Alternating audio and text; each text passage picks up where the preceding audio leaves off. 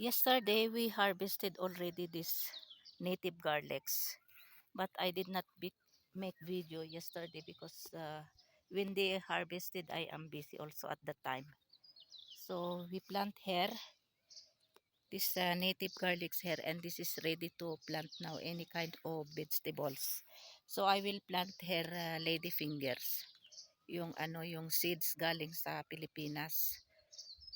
Here we will plant here today, because today is May 16 and today is Saturday, and time check is 8:10 a.m. So maaga pa ako mag video kasi tulog pa si Langga. So I did not make video when they are harvesting, removing these tubers of native garlics. Ito yung mga niya, yung niya, stalks niya. So last year August ata. So ito lahat yung na-harvest namin before yesterday. May maliliit, may malalaki. Especially this one, oh. Ayan, oh. Malalaki. Ayan. Oh. Ito. Ayan. Oh. These are native garlics.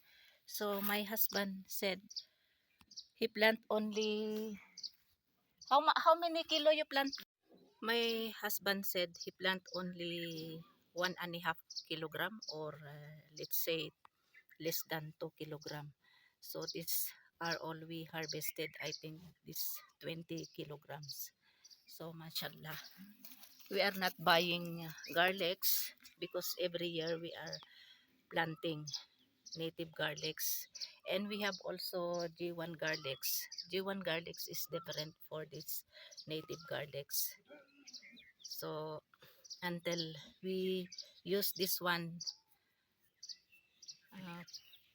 in 1 year, because by August again we will plant again this garlics. So we keep this one for plant again by August.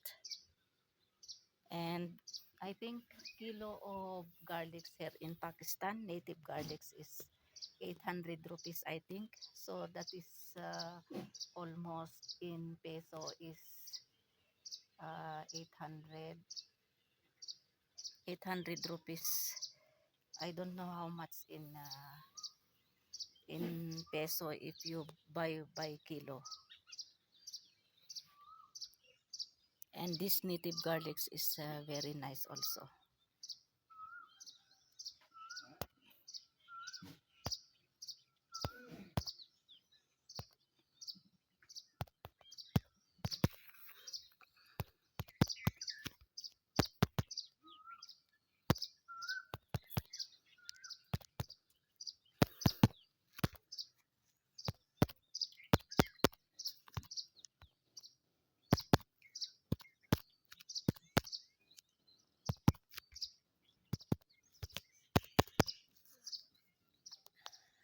These are G1 garlics.